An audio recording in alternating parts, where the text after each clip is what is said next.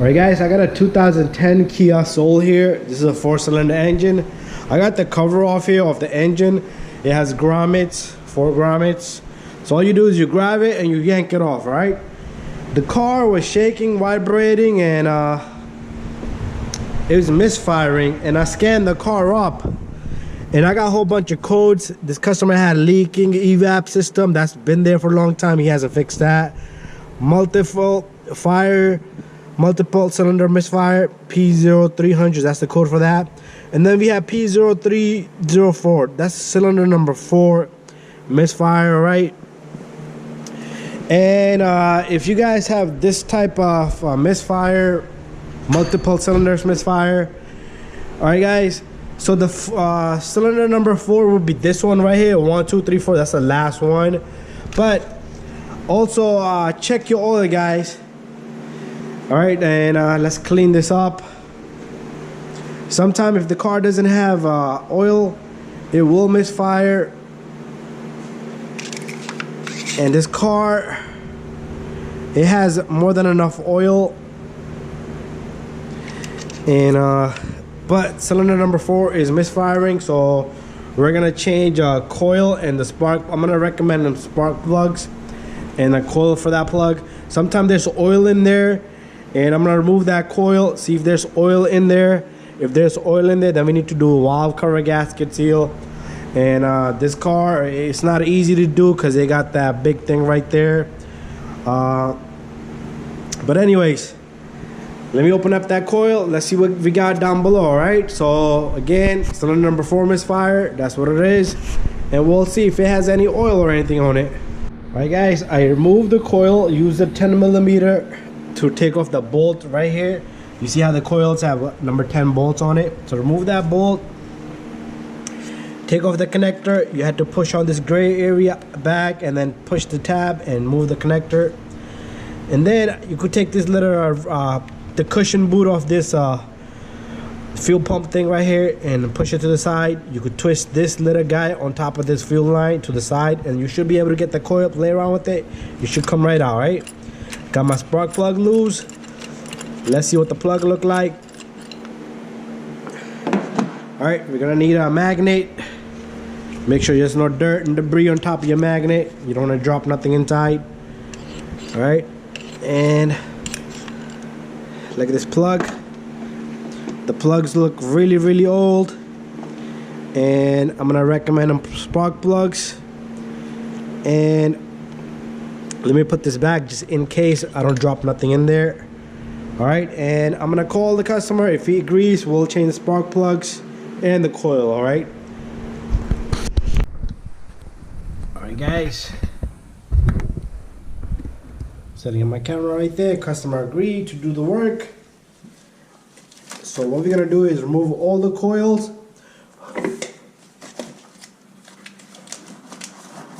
And we're gonna put the coil number 4 to the side, which was the one we took off from right there. And I have it right here, guys. We'll put that to the side because we cannot reuse that one. Right? So, all right. What I'm gonna do here is I'm gonna remove the number 10s of all the coils here. So if you guys got a similar car, similar problem, it doesn't matter what kind of car it is, just pinpoint the cylinder that's misfiring. Check your spark plug, check for oil in the cylinders, and check for bad coil. The way to check bad coil is you can swap it from point A to point B. So you can swap these two, see if the misfire travels to the different cylinder. Right? So these are a little hard to pull out, but you just yank them really hard and they come right out. Alright, usually keep them in order. You don't want to mix up the coils. And the connectors for the coil, make sure you connect the same connector to the same coil, alright? So this is a very simple job, guys. We have no oil in any of the plugs.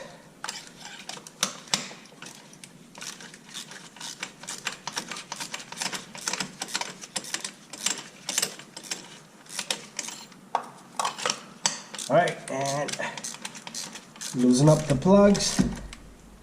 Make sure you don't drop anything in the cylinders.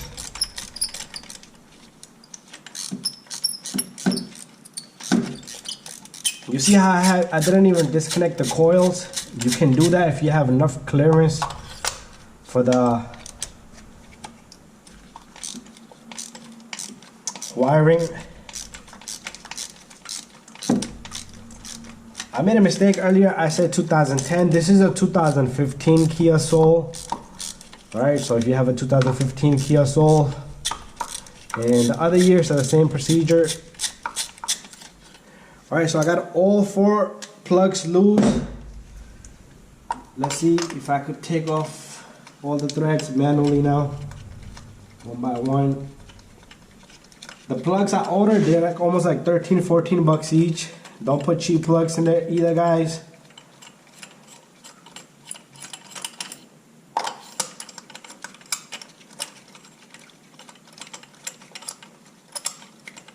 The reason why I said don't put cheap plugs because you only do it once and you're good for like 60,000 miles.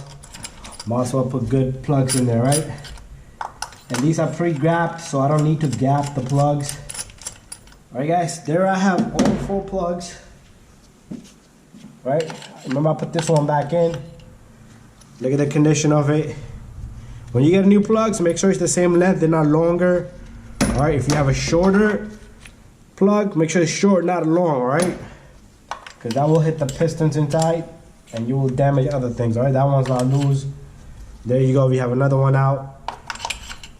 And another one out, right? So I'm gonna keep this number 4 to the side anyway, just in case. Alright. This car has over 120,000 miles. Alright, and there's our 4th plug, alright? Now I gotta wait for the new pieces, and once I get the new spark plugs, we'll put the plugs in, alright guys? Alright guys, got my ignition coil here. The part number is 6738305. That's the part number right there. Alright, using a Delco, not a cheap coil. Alright, and inside the box, you're gonna get a coil like that, and rip up the bag, and there's our coil, guys. Alright, and the plugs. Let me take off the plugs out of the box. There's 4 plugs in here. Let me get this. I hate these boxes. It's like a box in a box in a box.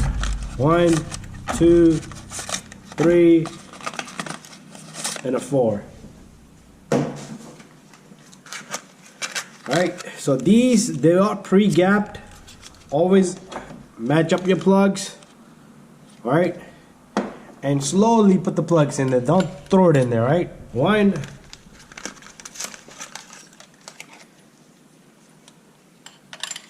2, that goes to garbage, and 3, slowly, right? Grab it, put it all the way in there with your finger, right, and slowly let it go, right? After that, take your tool. You're gonna put your tool in there and make sure you hand tighten it before you tighten it completely. You can torque these. Alright, get the specs. Usually plugs are not too tight, probably 13 to 15 or 18 foot-pound. You can check on the computer if you need specs. You can Google it, send me a message, I'll get it for you. So I'm gonna take my time. I'm gonna tighten these and then I'm gonna come back. Alright, I'm gonna torque these. Alright, so I got them all in by hand. Make sure you tighten them by hand first. Alright, snug them as much as you can, alright?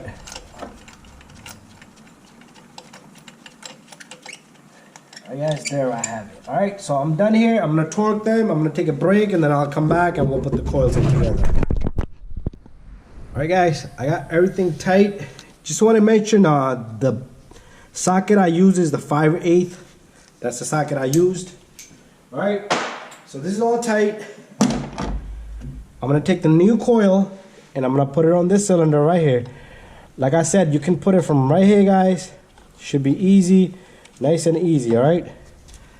And let's see if this coil, you see the angle of it? Always make sure the angle is the same, the connector same. Alright, so this is how I took it off and that's how it's going to go back on, alright?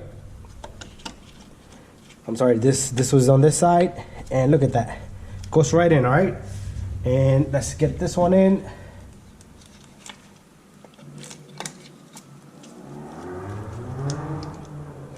And we have all 4 coils in there. Let's put our bolts on. 1, 2, make sure you hand tighten it first. Just catch a couple of threads.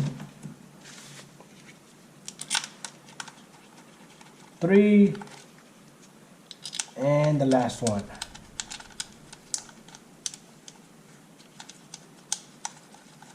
Remember this little cushion part I told you I put away? Put that back to the spot. Twist that guy back to its spot. We're pretty much done here, guys. We're finished here. All I need to do is tighten these, and after that you can reset the light, and you should not have a misfire, right? Hand tighten these. You don't need to torque these. If you want to torque it, it's up to you.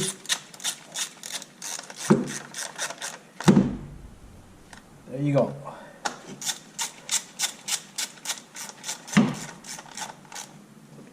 And last one, and then we'll put the connector on that. And there we have it, guys. Make sure you put this connector on, do not forget, and it should click right in.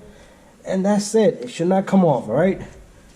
And then you can put this cover in. Let me throw this coil away. See these grommets here? These grommets, they should stick right in, alright? And they should go just like that, and you just push down on it, alright? Alright, so that's it, guys, and wait for my next video, because I am going to be changing a PC valve on this. I do have the PC valve. The part number is 04500404, right? So thank you, subscribe, and bye-bye.